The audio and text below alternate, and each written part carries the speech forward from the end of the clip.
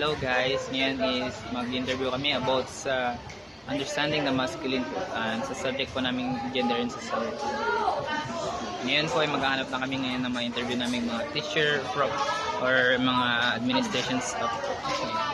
And iniisip-isip po namin kung sino yung mga may spare time na teacher na kailangan namin ma-interview.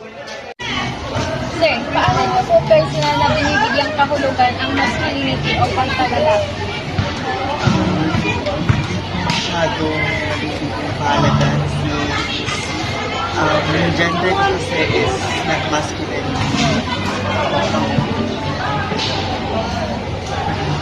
Ano po for the second question po, anong mga katangian o pag-uugali ang sa tingin mo ay nagpapakita ng pagiging masculine o pagkalalaki? Sa akin, very gentleman. Yung nagpapakita ng masculine.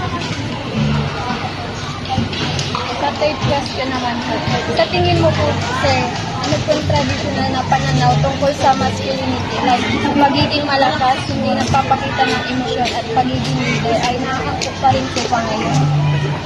Naaangkop pa rin siya as a masculine. Bakit po? Since ang mga lalaki is strong yung personality nila, so na-hold pa rin nila yung pagiging masculine.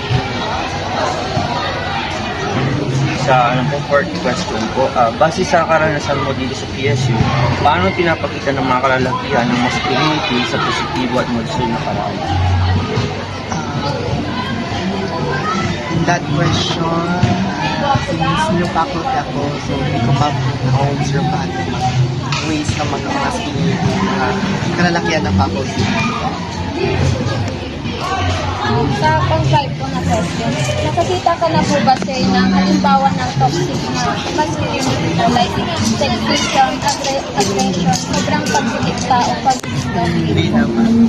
Wala pa naman ako na-encounter na ako na masculinity. Pang-anim po sir, paano nabago ang iyong pag-unawa sa masculinity habang tumatanda ka o dumadami ang iyong karanasan sa buhay?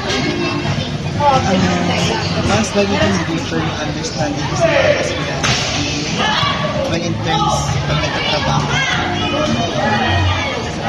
Sa pang-pito po, sa tingin mo ba, mas pinahihintulutan ngayon ng lipunan ang mga lalaki na magpahayag ng emosyon?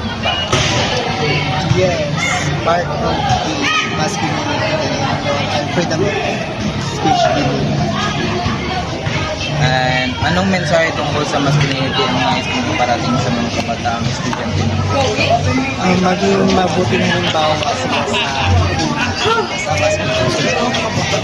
dalawang tatlo, gaano kakalaga para sa mga lalaki ang pagpapakita ng respeto, empatiya at kabutihan? Sobrang mahalaga siya sa panahon na yung mga kabataan ngayon na masculinity is medyo may mga attitudes. So, napaka-importante na magpakita sila na magandang behavior. At yung last po sir, anong payong may bibigay mo sa mga estudyante nakakaramdam ng pressure na sundin ang pamantayan ng lipunan tungkol sa pagiging masculine? As an advice, huwag ma-pressure sa kung ano man yung mga sasabihin ng tao sa kanila. And be positive.